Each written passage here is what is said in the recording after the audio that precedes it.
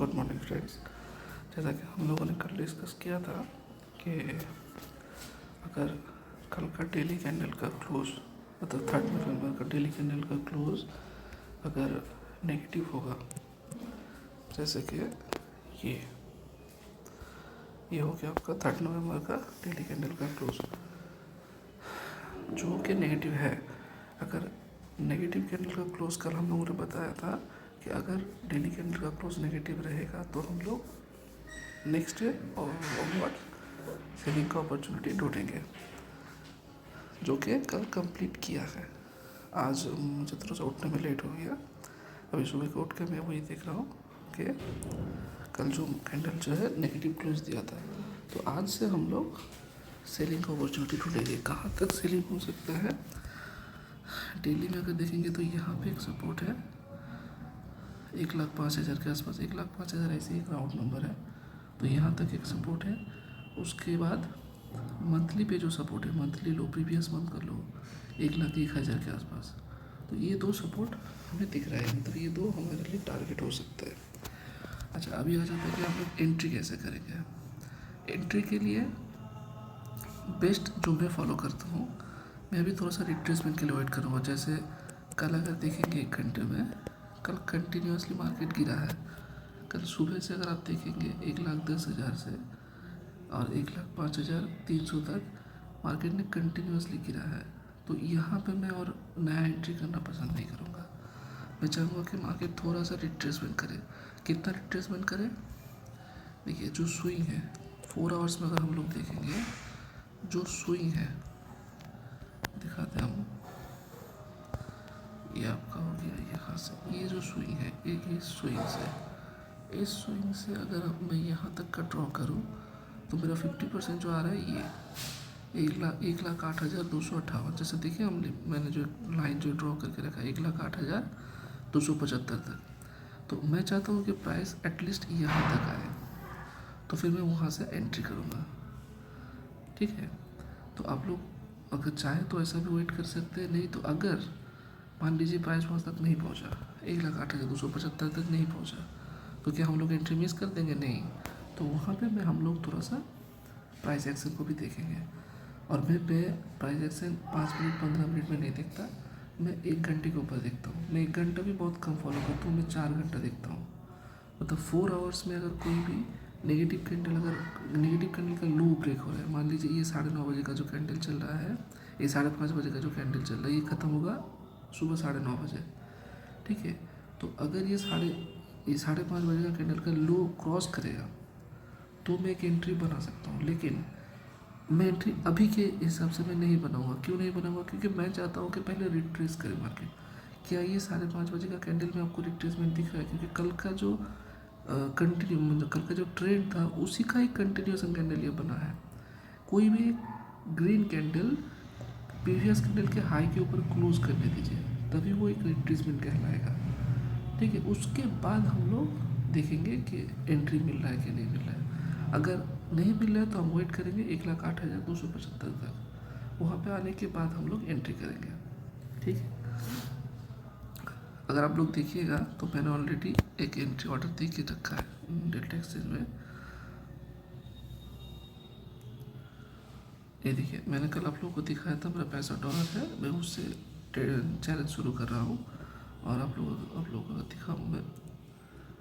ये देखिए, मैंने ऑलरेडी एक पेंडिंग ऑर्डर दे के रखा है 1,08,300। अच्छा, इसका एसीएल रहेगा, एसीएल भी हम लोग लगा देते हैं। मेरा 800 पॉइंट का सेल रहता है, तो मतलब 1,08,300 और 1,09,100 ये हो गया मेरा एसीएल भी यहाँ पे लग गया। ये देखिए,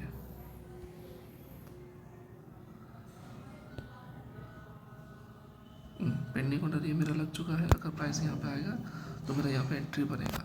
अगर यहाँ पे प्राइस नहीं आया, रिट्रेसमेंट कंप्लीट करने के बाद भी अगर वो नहीं आया, उससे पहले ही घूम रहा है, तो वो मैं थोड़ा सा प्राइस एक्शन फॉलो करके उसके बाद एंट्री करूँगा।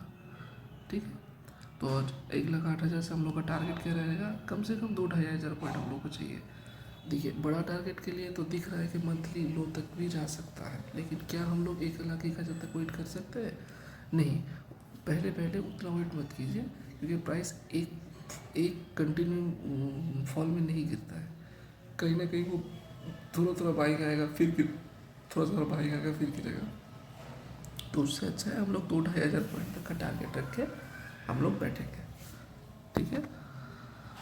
तो ये हो गया मोटा मोटी प्लान। अच्छा, अभी आ जाता है रिस्क मैनेजमेंट, कितना क्वांटिटी में लूँगा।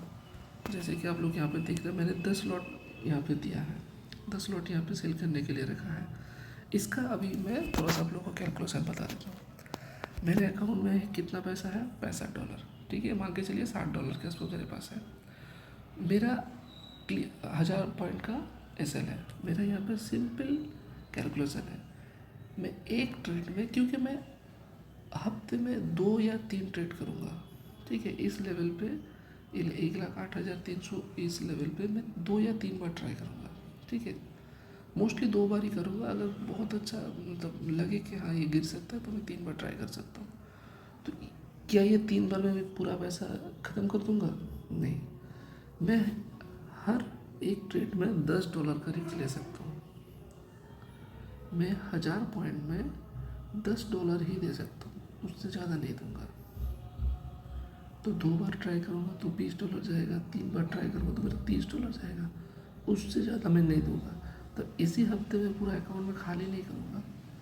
हो सकता है इस हफ्ते भी मेरा लॉस हो जाए, अगले हफ्ते भी मेरा लॉस हो जाए, तो मेरा अकाउंट खाली हो सकता है, लेकिन मैं एक ही हफ्ते में पूरा अकाउंट खाली नहीं करूँगा। और इसीलिए मैंने $50 से ही शुरू किया है, ठीक है, ताकि अगर ये पूरा अकाउंट जीरो हो भी जाएगा तो मैं फिर से 5,000 डाल सकता हूँ।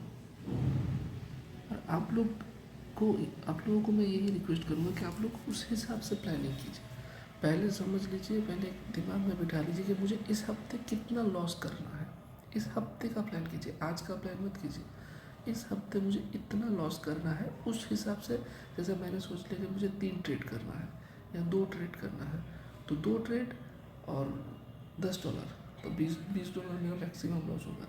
या 3 ट्रेड $10 करके $30 मेरा मैक्सिमम लॉस होगा, जो कि मेरे लिए वो ठीक है, जो कि मैं वो बेयर कर सकता हूँ। तो आप लोग अपनी कैपेसिटी के हिसाब से पहले एक डिसाइड कीजिए कि मुझे इस हफ्ते कितना लॉस लेना है, उस हिसाब से, और कितना ट्रेड लेना है, उस हिसाब से अपना लॉट साइज डिसाइड कीजिए, ठीक है।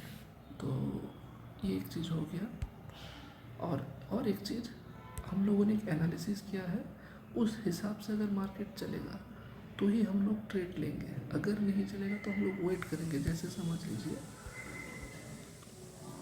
हम लोगों ने प्लान कल क्या किया था कि अगर मार्केट नेगेटिव क्लोजिंग देगा डेली कैंडल में तो हम लोग टुडे ऑनवर्ड्स सेलिंग का अपॉर्चुनिटी ढूंढेंगे। वेरी गुड, कल मार्केट ने क्लोज दिया, ठीक है, आज से हम लोग सेलिंग का अपॉर्चुनिटी ढूंढेंगे, इतना तो क्लियर हो गया। मान लीजिए प्राइस यहाँ से अचानक से ये मार्केट है, यहाँ पे कुछ भी हो सकता है, अचानक से कुछ भी एक बड़ा मूव आ गया, मार्केट 1,10,000 के ऊपर 1,11,000 तक चला गया, तो क्या वहाँ पे मैं फायर फाइटिंग करता रहूँगा? नहीं, वो मेरा प्लानिंग में नहीं है। मेरा प्लानिंग में इतना है कि 1,08,300 तक अगर आएगा प्राइस तो मैं सेल करूँगा यहाँ से, और 1,09,100 तक मेरा एसएल रहेगा। अगर उसके बाद कुछ भी हो रहा है तो मेरा वहाँ पे कुछ भी लेना देना नहीं है, मैं चुपचाप बैठा रहूँगा, फिर मैं अगले हफ्ते तक वेट करूँगा कि नया प्राइस एक्शन क्या बनेगा। तो यहाँ पे पेशेंस सबको रखना पड़ेगा। और यहाँ पे, और एक देखिए, एक भी जो प्राइस चल रहा है, यहाँ पे प्राइस में बहुत कुछ हो रहा है, कि आपको यहाँ पे नर्व कंट्रोल नहीं करना पड़ेगा, आपको नर्व यहाँ पे कंट्रोल करना पड़ेगा। अब अगर यहाँ पे बार बार एंट्री एग्जिट करते रहेंगे तो आप जब मूव एक्चुअल आएगा तब आप लोग वो मिस कर जाएंगे, ठीक है ना। तो आप लोगों को पेशेंस के साथ बैठना आना चाहिए, वेट करना आना चाहिए। वेट कीजिए, आपको अपना स्ट्रैटेजी के ऊपर भरोसा अगर रहेगा तो वहाँ पे आपको एंट्री आएगा ही आएगा। तो ठीक है। और हाँ, आप लोग थोड़ा सा, अगर आप लोगों को कुछ समझने में दिक्कत हो रहा है तो आप लोग कमेंट कर सकते हैं, मुझे पूछ सकते हैं, क्योंकि देखिए मैं पहले ही बना रहा हूँ, तब यूट्यूब में वीडियो में कल से ही डालना स्टार्ट किया हो, तो मुझे भी उतना आइडिया है नहीं, और मैं थोड़ा सा बोलने में भी हिचक रहा हूँ, तो आप लोग समझ सकते हैं। अगर कोई क्वेरी है तो आप लोग कमेंट में पूछ सकते हैं, मैं ज़रूर आपका क्वेरी सॉल्व करने का कोशिश करूँगा। और थोड़ा सा सपोर्ट कीजिए। और अगर मुझे बोलने में अगर कोई गलती हुआ हो, कोई भी आप लोग कुछ मतलब मेरा वर्ड समझ में अगर कोई गलती हुआ हो तो मुझे थोड़ा सा माफ़ कर दीजिएगा, क्योंकि मेरे लिए नया है, तो ये थोड़ा सा हो रहा है। ठीक है, धीरे धीरे एडजस्ट हो जाएगा। ठीक है, फिर मिलते हैं हम लोग, देखते हैं क्या होता है नहीं होता है। जो भी होगा मैं अपडेट करता रहूँगा। Thank you.